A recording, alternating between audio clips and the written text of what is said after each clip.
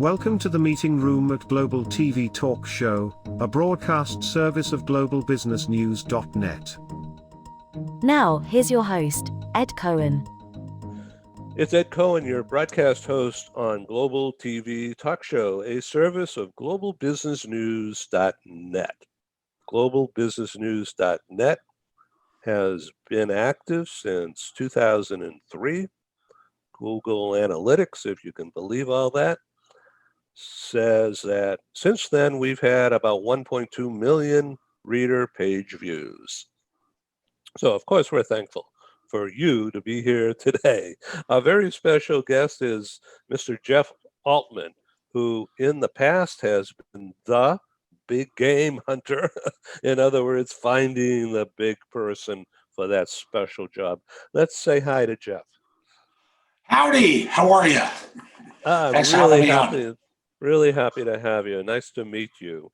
So I happen to be in the middle of the Pacific Ocean in Maui, and you're on the East Coast in the hills of North Carolina. Is that correct?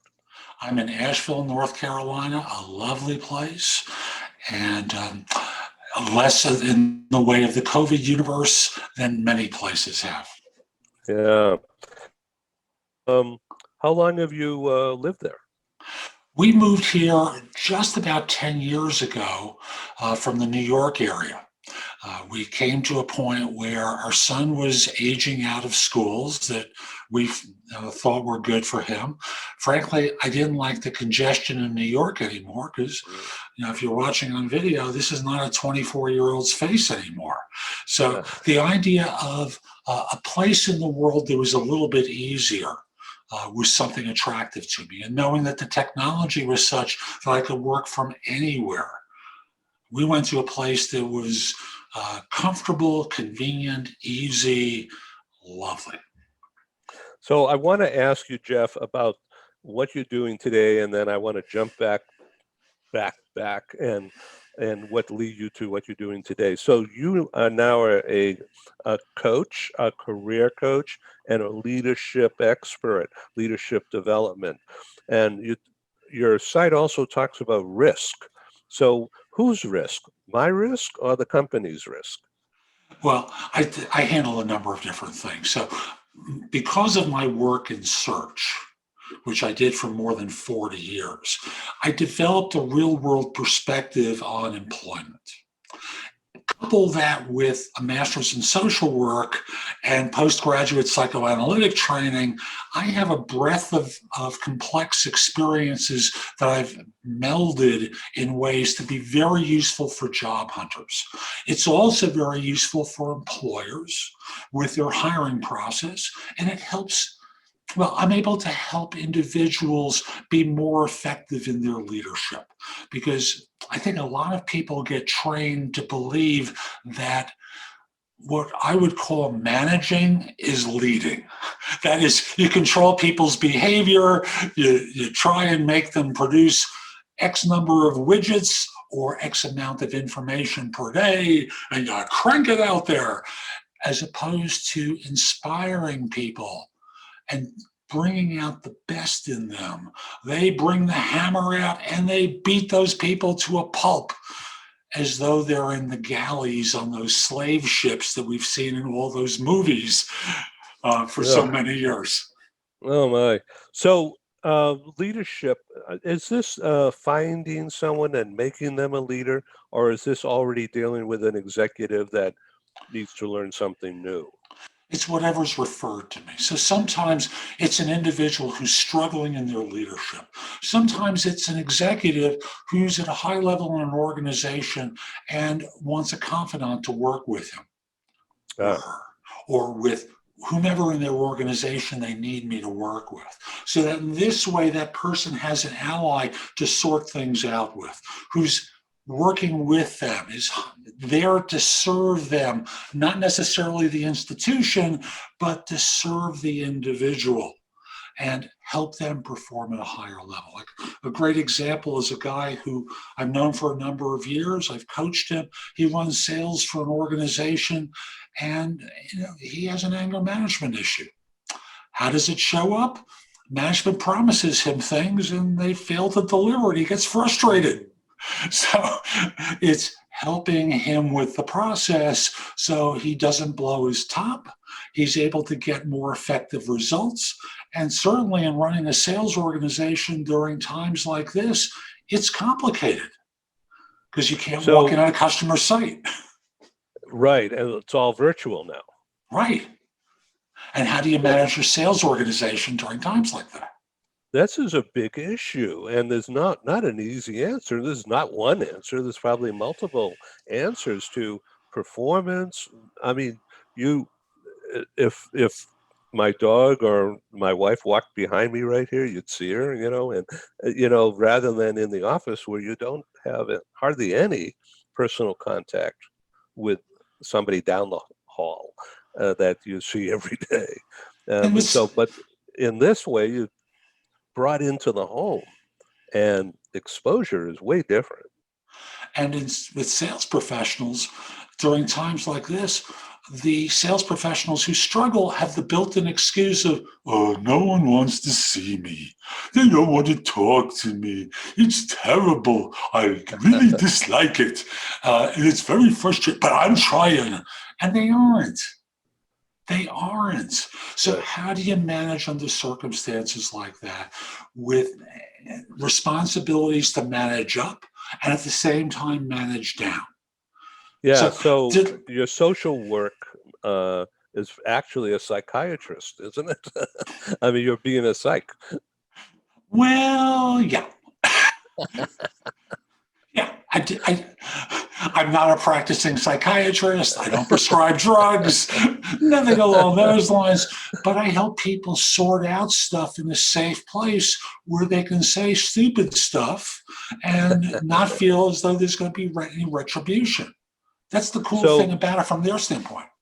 So let's say you found an old hippie who's reformed, and he or she, let's say just he, is still reading and talking about Zen stuff, and the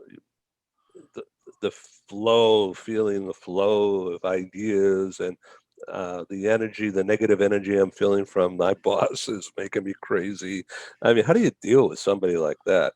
I assume that'll be a contract position where you're getting paid, but you still have to deal with that person. So that's your risk. How do you deal with that person? So in understanding what the problem is, so there's a management problem, there's an individual problem.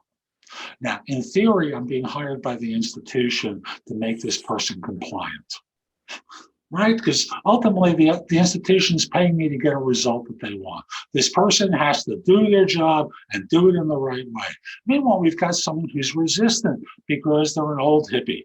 And I say, old folks, when you see me, that's not a 24-year-old's face.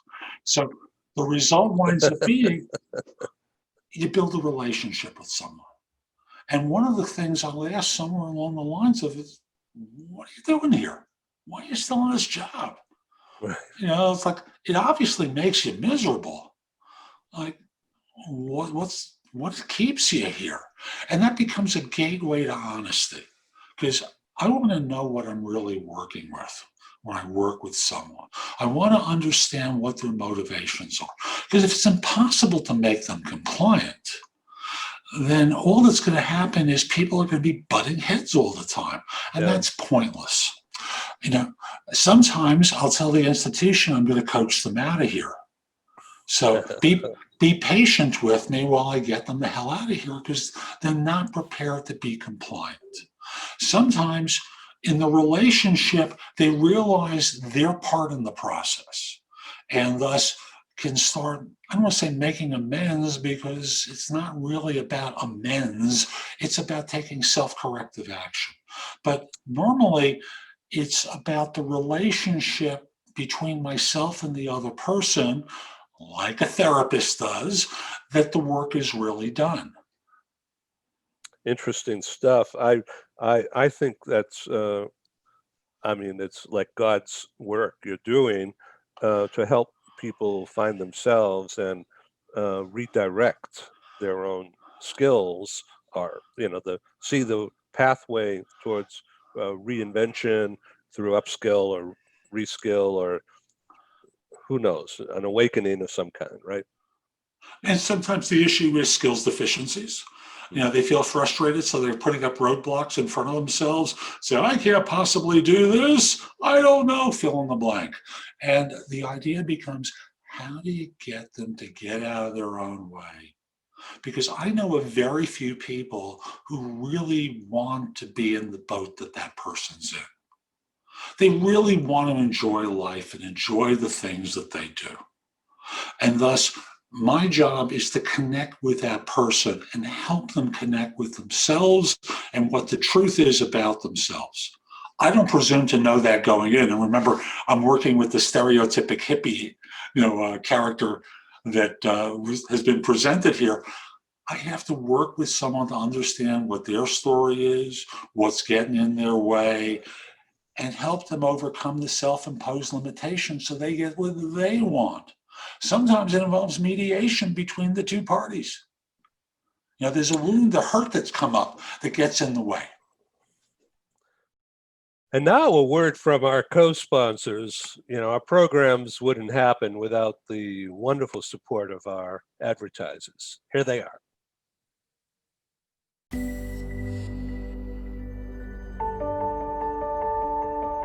Something that's really neat is that the Bridge School partners with various organizations to provide learning for their students. For example, we partner with a major ballet company, and we are able to enroll several of their students into our school. So now not only is the student able to participate in a school and have a seamless transition while they're very active in their ballet career, but now they have other dancers that are with them that are doing some of the same courses. So it's almost becoming a camaraderie where they're taking similar courses, they're working together on their ballet, and really being able to form this great partnership with these organizations to provide a needed service. A lot of times there are student athletes who will spend hours and hours at the gym or at the basketball courts, wherever it is. And if they're attending a traditional school, they're in school from 8 to 3. They get a quick snack, and then they're at the gym for 3 to 4 hours in the evening.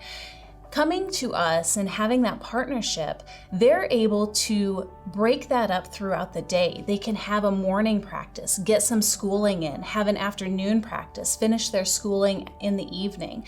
So there's that flexibility. And additionally, if there are tournaments or performances, it's fantastic because if there's a week where they have shows straight through, they can take that week off of learning and then pick back up when they're done. So it offers this great flexibility. And for the program owners of these sports leagues, it is a win-win situation for them because they see this need. They see this need that their students need to make sure that they are obtaining the grades necessary to be successful adults in our country and in other countries.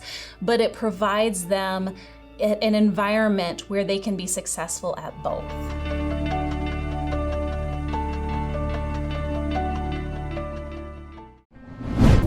This episode from the meeting room of Global TV Talk Show is brought to you by The Bridge School, the accredited international online private school of choice at bridgek12.org. Porch Light Rental and Destination Services. Reduce your renter lump sum or managed relocation costs. Visit them at porchlightrental.com. Cube Monk, featuring the world's first smart cube. Track your goods with our advanced GPS system. Welcome to the future of moving and relocation at cubemonk.com. Primestone Partners, featuring corporate, government, and developer housing solutions, as well as senior-level advisory services. Find them at primestonepartners.com. And by heirs.com. With our full range of services, we can help design and manage your international relocation. Find us at heirs.com. Insured Nomads provides protection and peace of mind with health insurance, travel insurance, group, or tailored insurance for the globally mobile. Visit us at insurednomads.com. And by International Auto Source. We are the vehicle experts for expats, featuring all major brands of automobiles with flexible solutions and financing. On the web at intlauto.com. Hi, my name is Christine. I'm a nurse from the Philippines, and I got to know IAS through Worldwide Health Staff Solutions. And I want to thank IAS, especially to Matthew, for helping me get my car stress-free, headache-free. And so I just want to show you the car that I got.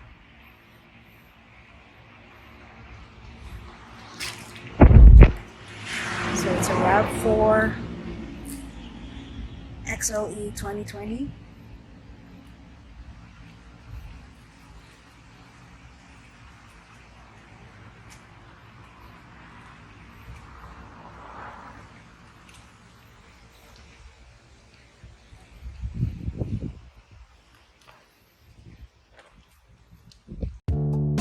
As an expat moving to the USA, relocating is exciting, but it can also be stressful. Getting a car, truck, or SUV for personal transportation is usually a high priority. That's where International Auto Source comes in. We make getting the vehicle you want for your work assignment or academic program easy, so you're ready to drive when you arrive. Our product specialists have helped over 50,000 expatriates with their personal transportation needs, making us the largest international auto retailer in the world. International Auto Source gives you flexible payment options to buy, lease, or rent a vehicle from the world's leading auto brands, arrange financing on a purchase or lease without a U.S. credit history, social security number, or driving record, get full insurance coverage, and get approved easily through our low-rate factory-backed financing programs. And because we're an authorized distributor of the world's leading automotive brands, our no-haggle prices are competitive, and the buying experience is hassle-free. We'll even guarantee your new vehicle will be ready the day you arrive. With over 20 years of experience in the global community, we are the vehicle experts for expats. We are International Auto Source.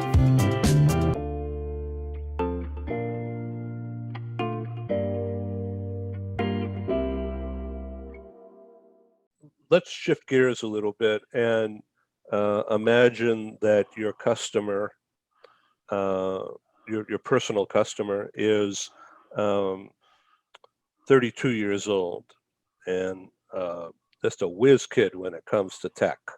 All right, and yet the people skills, let's just say it's a he, never cared, always would be alone, think it through, make it work on the keyboard, and make things happen. But he's not getting anywhere, and a lot of people are getting PO'd at him because he doesn't relate, yet he has so much knowledge that the company needs. And so the company hires you to get into this guy's head and you find out if it's worthwhile keeping him. But he's got to go through a change. And boy, that would be a big challenge, I would assume. And his name is Steve Jobs, and we're talking about him at Hewlett Packard when he was a Fruitopian, and he had body odor as well. So actually, he was in his 20s in that story. But no matter. How about that? The question comes down to is, can you turn a sow into a silk purse? Is it within them to do that? Do they want to do it, or are they going to fight you every step along the way? Maybe the goal becomes you teach them social skills and help them become more effective in how they interact with people, pointing out, I know you're right all the time, but what's happening is in the way that you're presenting it, you're annoying people and you're getting fights back. Is there a way that you can see to present your eyes differently than minimize the arguing, even though the other person's stupid all the time? In other words, you connect with them where they are. And in this particular case, I'm doing what in the school psychotherapy I learned is called an overjoin. You connect with them and take their thinking to an extreme level so that they feel understood. And thus I connect with them at a deep level. And if they fight back with me, that's okay too. They say, no, they're not stupid. Okay, that's good, because that's a strengthening position with them. And thus they're able to then explain to me how they see the other person. And that gives me insights into their way of thinking. So it's, I can't simplify things for every stereotype, but what I can say is for a person like this, it's actually pretty easy because they normally want to feel understood. They want to feel as though they've got someone in their corner. And I'm certainly not a threat to them. And if they ask me, so why do they want me to work with you? Because they see that there's certain things that aren't working in what you're doing. They love a lot of the stuff that you do, but there are a couple of things that are problematic from their point of view. And rather than get into arguments, they brought me in as an outsider to help. Oh, well, screw you. And I've gotten that message at times as well. So let's look at a little bit different. Take a step to the right a little bit or left. And we're talking about this D&I and belonging business. Okay. So let's just say that there's a person of color or Asian or maybe gay or whatever, and most of the others around in the company are none of that. And so I'm sure you've had this experience. So my son is both Asian and gay, by the way. So I'll simply say I have a life that experience with this. Really interesting. Wow. As an outsider in a culture where often they recognize they're an outsider and they find it difficult to navigate. So how does this person negotiate a situation like this? So first of all, I want to understand it from the employer's perspective, because I know the employer's got blind spots. They are missing certain things about the cultural difference in experience, about being of a dominant culture of one form or another, and they're not aware of the impact. Now, one of the things that I know from talking to people of color, male and female, and putting my son aside from this equation, is they don't feel understood, appreciated, valued, or invited into the conversation. Right. One of the classic scenarios. Right, the outsider. Yeah. Right. And one of my favorite scenarios is from the days that, like a month ago, when women are on the outside in business, and there's the management meeting around the conference table. And all the guys get around the conference table and the women are on the outside sitting. There's messages in that. They don't think they belong. And thus, even if they're there first, they're going to take the outside ring. How do you bring them in? And it's little things that build up over the course of time that create the outsider mentality that the institution and its managers and its leaders are often oblivious to. They just think that that's where they want to sit. They don't take any meaning to it. And they take no corrective actions. So, in situations where you're dealing with the gay Asian, how do you bring them into the conversation? How do you invite them in and help them be inclusive? How do you hire others like them? So that they're not the only one. Like there was a nonprofit that I was involved with for many, many years, and they realized in the leadership of the organization, if there was a person of color running one of their retreat weekends, that man felt fairly isolated. So the leadership created the concept of it's not just going to be one person of color on that leadership, it's going to be at least two. So that in this way, there's a shared experience that the white heterosexual guys could never really connect with. And although there were commonalities of experiences and understandings, it's different when you see things through a lens that only you really know about. It's like the first time a friend of mine explained to me the idea of driving while black. I was stunned when I heard this. Now, this is going back 15, 20 years ago, and it Yeah, still goes on. the same problem, right? Yeah, it's Yeah. a unique experience different than mine that I can't relate to at the same level. I can do it intellectually, but I also know that, when my son was living in North Carolina and he was starting to drive, I knew he was a speeder and I knew he was going to get pulled over at one point. And yes, it happened. And I'd already told him how to keep his hands so as not to deal with the fear that a cop has, and just, take away that concern that the police officer has, because you're not going to have a weapon. And yes, he's supposed to do it differently, but they don't. So what do you do? So lots of nuances in the corporate situation where you're dealing with the outsider and how to make it a more inclusive environment for them. So it could be religious, it could be male, female, as well as what we were just talking about. It could be race, religion, for Muslim people in the United States these days, or Hindu people in the United States today. You're from not the dominant culture. And people have blind spots. Like, from having worked in recruiting, I can't tell you how many racist remarks I would hear about people from India. Time and again from people who know better. But again, those kind of generalizations happen. So how do you break those cultural behaviors that exist within an institution where you expect someone to sit there and go, that's very funny when you just insulted me and made an anti-Semitic remark. Yeah, very funny. I can't let that go by.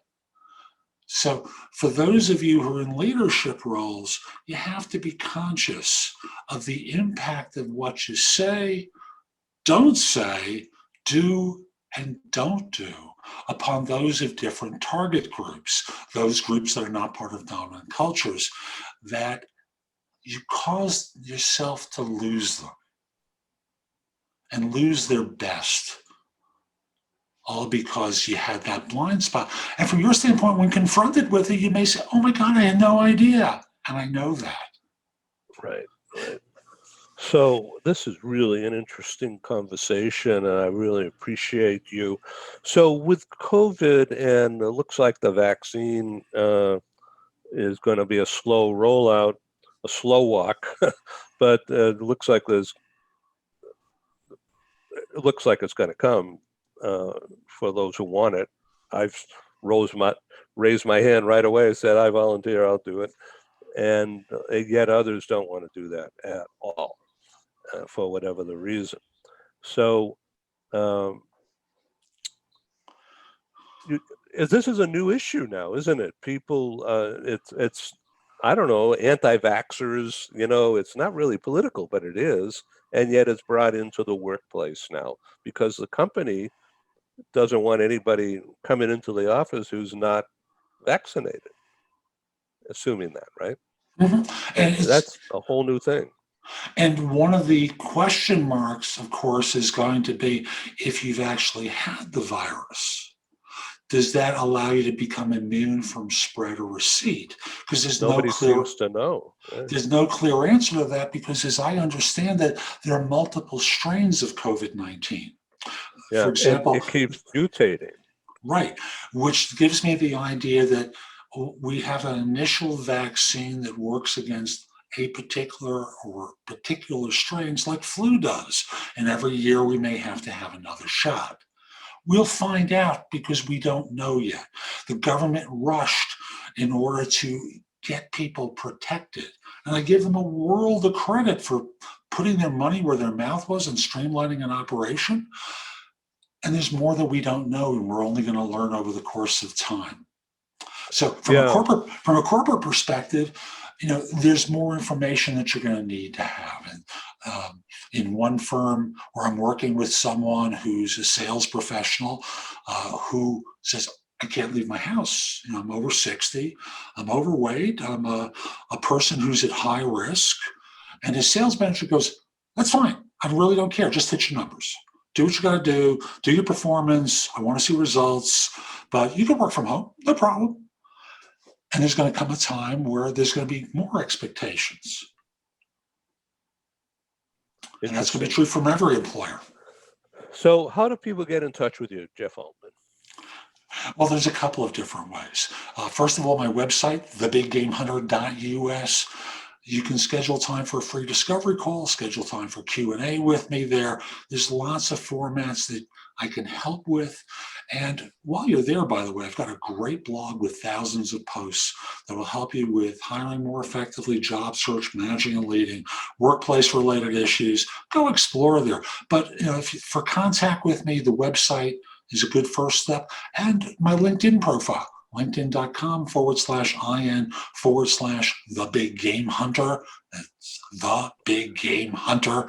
And mention that you saw the video. I just like knowing how people come to me. And once we're connected, you'll get a lot of great information from me. So one of your slogans is no BS. And so talk English to me. I started that with my podcast, No BS Job Search Advice Radio.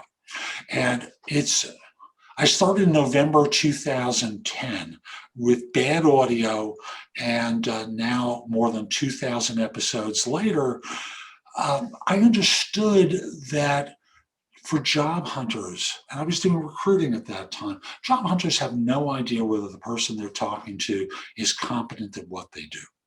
Right. And they operate with a lot of misinformation.